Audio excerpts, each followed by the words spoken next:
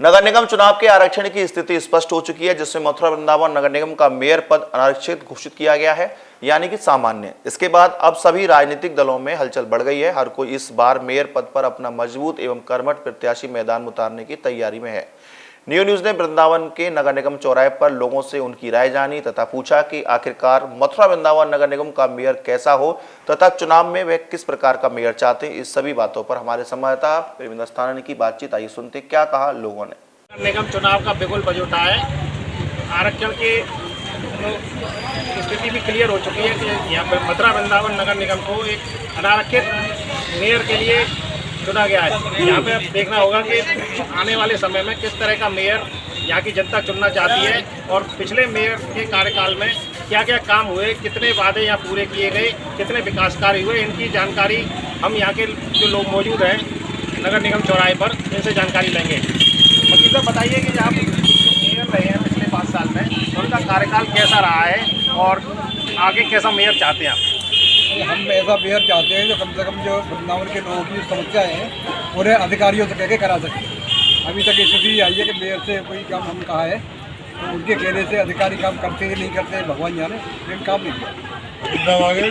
आगे किस तरह के मुद्दे रहेंगे अगले चुनाव में? हमारे तरफ से मुद्दे रहेंगे कि ये जो जाम की समस्या है ये खत्म हो। यहाँ से वृंदावन का जो स्वरूप है हमारी सबसे बड़ा खत्म होता जा रहा है।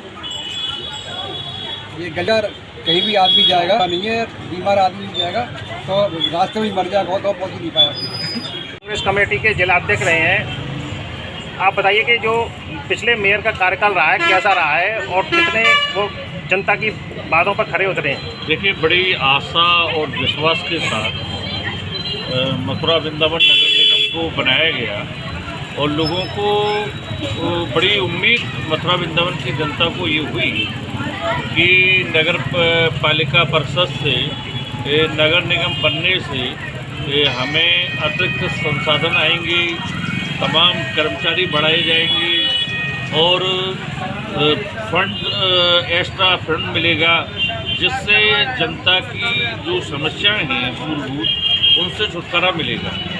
लेकिन बड़ा दुर्भाग्य है कि नगर निगम मेयर और नगर निगम के बनने से जनता पर बोझ अधिक आया, टैक्स के रूप में, हाउस टैक्स के रूप में, आपके वाटर टैक्स के रूप में, सीवेज टैक्स के रूप में, और जो घर घर कूड़ा निस्तारण के संबंध में मतलब हर ढकेल वाले से 250 रुपये प्रति महीने लिए जा रहे हैं, दुकानदार से, चाय वाले से 250 रुपये प्रति महीने लिए जा रहे हैं। तो टैक्सों का जो अंबार इन्होंने निगम के बनने से लगा है वो बड़ा पीड़ादायक जनता को भुगतना पड़ रहा है। लेकिन सुविधाओं के नाम पर कुछ नहीं। नगर पालिका परिषद में कम से कम एक जनता की सुनवाई तो होती थी, एक जनता का एक राज नगर पालिका परिषद में रहता था। लेकिन नगर निगम में तो केवल अधिकारियों का राज है और अधिकारी किसी की सुनते नहीं है। ना तो कोई सफाई में कोई चेंजिंग आई है और स्थिति बदतर हुई है। नाले भरे हुए हैं पूरी तरह से, सीवेज सड़कों पर बहती रहती है और विकास के नाम पर जीरो, शून्य है।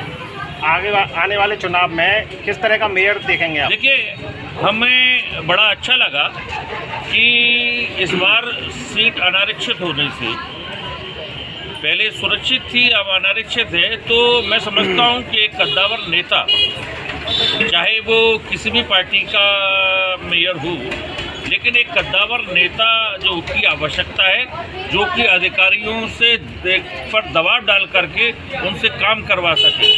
क्योंकि एक कहावत है कि जिसकी उंगली में दर्द होता है उसी को पीड़ा महसूस होती है। तो यहाँ स्थानीय व्यक्ति जब अगर सही रूप से काम करेगा तो वो यहाँ की जनता की पीड़ा को समझेगा।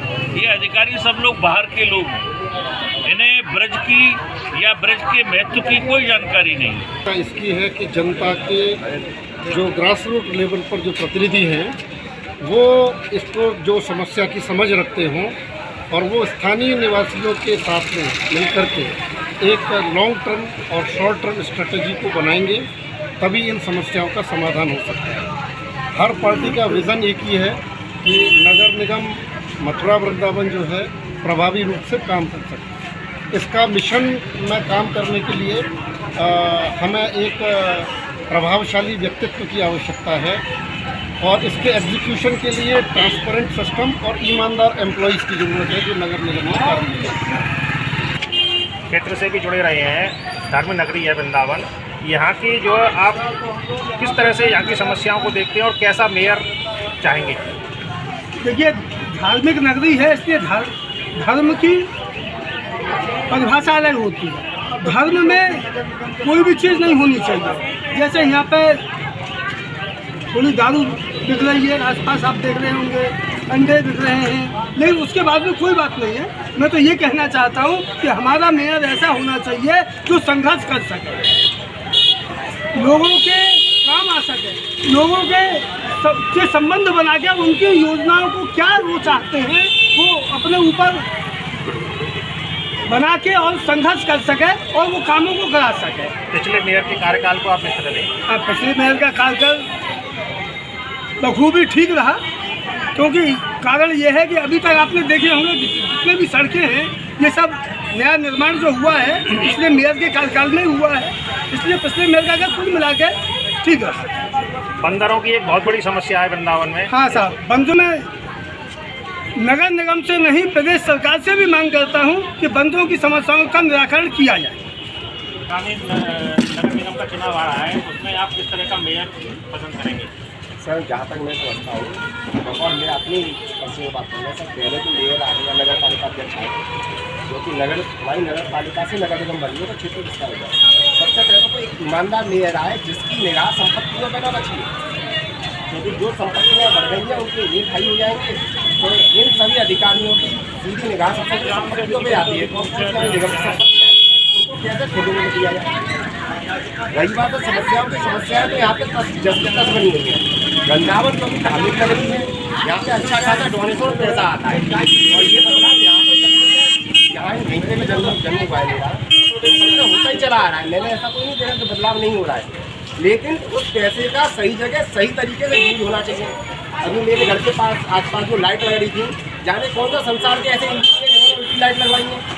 भाई आसमान की तरफ कौन लाइट लगवाता है? जमीन की तरफ लगाई जाती है। कौन सा महान ऐसा इंजीनियर है या कौन से ऐसे महान अधिकारी है वो मुझे बताइए उनकी लाइट कौन लगाता है? भाई देश ऐसे पैसों को बेकार कर रहे हैं, पैसों का चाहे यूज होना चाहिए।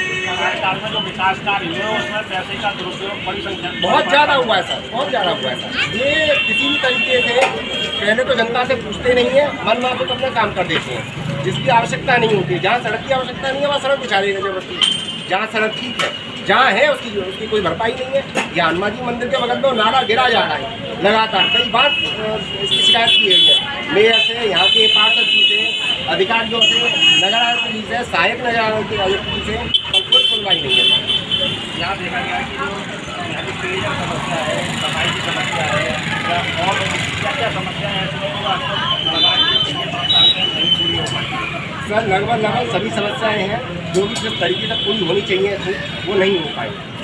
गवर्नमेंट का पैसा और डोनेशन जो भी आता है, जो भी स्थिति बनती है, लेट में उच्च स्तर पर नहीं होने जाता ही नहीं है। तो सबका पूर्ण रूपेण कार्य नहीं किया गया है। इसमें भी भ्रष्टाचार हुआ है, पर कोई जांच करने वाला नहीं है। जांच करवाई नहीं जा सकती है। दाल तो बैठे हैं भाई, हमारे यहाँ का पार्षद भाजपा से है, मेयर भाजपा से, विधायक, सांसद, प्रदेश प्रधानमंत्री, मुख्यमंत्री, मंत्री सब भाजपा से करेगा कौन जाए? कहीं सुनवाई नहीं होती है।